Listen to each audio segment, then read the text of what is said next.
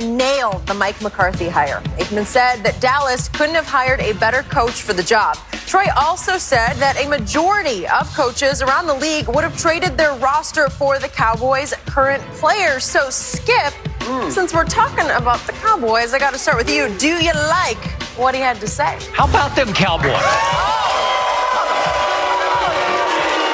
Boo you! Boo all of you! Sorry, Skip. My turn. Okay. I loved what Troy Aikman said yesterday about my Dallas Cowboys. And you know what I love most about Troy's Cowboy commentary? He does not bleed blue. He does not see the world through metallic blue-colored glasses. Troy Aikman has been scathingly critical of the Dallas Cowboys, and he lives in Dallas. And he is fearless in his criticism of both Dak Prescott, he's been scathing on Dak, and especially on Jerry Jones. He's called the operation dysfunctional. And I believe in Troy's heart of hearts right now, he still fears it will be dysfunctional going forward with this coach that he has blessed. Yes. But I did love the two things that Troy made a strong point of yesterday, and that's that, number one, you could not have hired a better coach than Mike McCarthy. Troy's long been a McCarthy fan. He does know him very well, but he believes in his methodology and the way he goes about his business. Obviously, Mike McCarthy is a made man. He won a Super Bowl, and for a long period of time, and obviously he had Aaron Rodgers, but he was pretty good at his job for 13 years. I know it tailed off at the end and it went south. But Troy's saying that guy can do this if given the opportunity to do this. And then number two, and this is why I picked the Cowboys going into the season to be right here in Miami. Troy said he talks to coaches every week, and he said you'd be hard-pressed to find a coach who wouldn't have traded his whole roster for the Dallas roster. Okay, so coach and great roster. So I'm going 2 + 2 = foregone conclusion. It was Jason Garrett's fault. Oh, my goodness. It was Jason Garrett's fault. So you got one of the best, if not the best roster in the league. And wait a second, it has to be somebody's fault that didn't flip the switch for that roster. So you needed a new commanding officer who's more commanding. So you go get Mike McCarthy, and I do think he's a little tougher and a little more impressive with a little stronger voice and a little bigger fear factor than Jason Garrett ever struck in that locker room. They love Jason Garrett. He was one of them. He was the backup quarterback. And he coached like a backup quarterback. That's who he was. He was classic 8-8. He was born with the nickname 8-8 Garrett. That's what his mom nicknamed him. No, he didn't. In the hospital. 8-8. Sorry, you're 8-8. So they needed this voice to come in and take over a team that's still right on the verge. They all got a year older. But to his point about Dak, he was so critical of Dak a year ago. And he said last year Dak was night and day from what he was a year before. Okay, I'll take that to my bank. But Troy's bottom line, as always, was Mike can do this if he's given the opportunity to do this. Okay? Back to Jerry Jones. I do think if that opening press conference was any indication that Jerry's going to give him his way, give him a little bit of a leash anyway. Yeah. Skip. You get nervous? The problem was never the roster. The problem is the problem wasn't the roster, but that roster think they can just take the field and just win ball games. You tell me that offensive line played like they got 3 Pro Bowlers on it. You tell me like week in and week out that Amari Cooper plays like he's one of the top receivers in all of football. Nope. You said Zeke runs like he's running in Cabo sand. Half the year he was. And we talked about a guy that had a half a sack over the last 7 games, and he's talking about the mindset. Yeah, DeMarcus Lawrence makes $100 million total dollars, and I couldn't find him a lot of times. I just want to know which one of the guys that I just named, the offensive line, Zeke, Amari Cooper, or DeMarcus Lawrence, are they on that roster? Yep. Oh, okay, just making sure. Was Jason Garrett not the head coach? Whoa. Who is supposed to light the fire? Light the fire. Okay. By the way, you were asking me questions. No, you're not going to know. It's like a theoretical. That means you don't have to respond, but you know. Oh, so I'll just sit over here and listen. I really appreciate that. Now, Troy said that a lot of the coaches that he talked to, half of them would trade their roster for the Cowboy roster. I wonder how many of those coaches would trade their owners that doesn't meddle for Jerry Jones.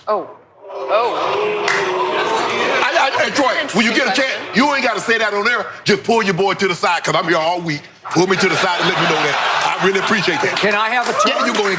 I can have a turn. Yeah, you go ahead. You may respond. The Hall of Famer is going to let me have a turn. Go ahead. You realize that the sort of the oldest saying about the National Football League, there are only like 5 or 6 owners who really care enough to spend the money to get here. Yeah. Jerry Jones is one of those guys. Yes. Now, unfortunately, Jerry wants to spend it and tell you what you should buy with it. That is correct. That is correct.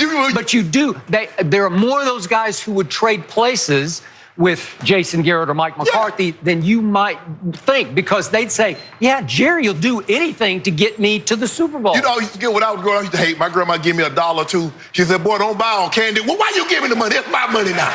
If I want to buy all candy, let me buy all candy. If I know you bought all candy. I did. Well, candy and cookies. But anyway, Skip, look, everything's going to go well. Things were going well when they started 3-0. Shit, do you remember how he come out here? I remember. He come out here strutting like a peacock in Florida. It was hard to forget, actually. He just walking through, how about my Cowboys? Well, it wasn't just that. I mean, how about that first Sunday night game against Philadelphia? That worked, didn't it? No, the first 3 weeks, they were good. Oh, no, but Super Bowl. How about 37-20 over the Eagles? Yeah. And you were scared. I wasn't scared at all. And Steven and Jerry, this is the most talent I've seen around here since those Super Bowl days. Whoa! Like Skip Bayless tells me all the time, what have they won? When was the last time the Cowboys won a Super Bowl and we're crowning them? As the word of Jenny Green, if you want to crown them, crown them. But they are who we thought they were. 8-8. That's the Cowboys' middle name. 8-8. Skip Bayless. Doesn't get easier. Skip, you know what's going to happen, Skip. You know. The moment when things are going good, Jerry's going to be up there, all puffed out. You're going to be banging the table. How about your Cowboys? But lose a few games, and you're going to be talking about, I sure wish I had old Jason Garrett back. Oh, yeah. You will never hear me say that one time. Book it. I will never say that in the however much longer this show lasts or we last together. I will never say that again. I miss Jason Garrett. I do not. I will never miss Jason Garrett. He drove me nuts. He took years off my life. I told you I wanted him gone after 2012. I had to wait 7 years for him to get fired. Dak took years off your life because you thought he was Patrick Mahomes, and he's not. Listen, Dak Prescott had a ridiculously great year last year.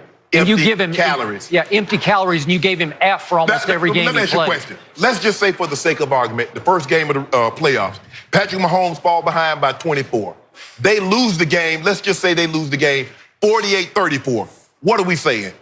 You'd say empty calories. Exactly. Right? So when Dak falls behind by 28, falls behind by 24, 17, and you want to, look at Dak. Look at all the numbers he had. For what? For 8-8? We talking about 8-8. That's what we talking about. Okay, so he fell behind at the Jets. What was it? 20, wait a second. 21-3. Where was Amari Cooper? Whoa. Standing on the sideline. Standing on the sideline. I can't go. I got a little nick. I got a little nick. Come on. Okay. I got a little nick. Come on. Whoa. See, you see what you do? I'm not doing anything. I'm just telling you the truth. Anytime they don't win, instead of placing the blame on the quarterback like you do every other quarterback. Okay, but think about this. What? Dak Prescott throws a 2-point conversion pass to tie the game to go to overtime, and it was obviously pass interference on Jason Witten. If it gets called and they go to overtime and win, then you can't say empty calories because he would have come back and won the game. You know what? With the pop-up shop, you missed it yesterday. I had a pop-up shop, right? Did? Yeah, right over there. Really? Yeah. I'm glad I missed that. Yeah. And the thing was, nobody wanted QBR. Yeah. Nobody wanted almost winning. Yeah, nobody wanted that. They're like, Shelton, you got one of them old hot L's? Yeah. I like, the Cowboy special in the back. Yeah. My restaurant only serves dubs. Well, I'm a winner, and you serve losers. I don't know why. Because, Skip, I wanted something that I could get the Cowboys to come. See, if I just served dubs, the Cowboys couldn't come. I put them hot L's on the menu 8 times they show up. 8-8 on the menu, getting it done. Yeah. That is good to know.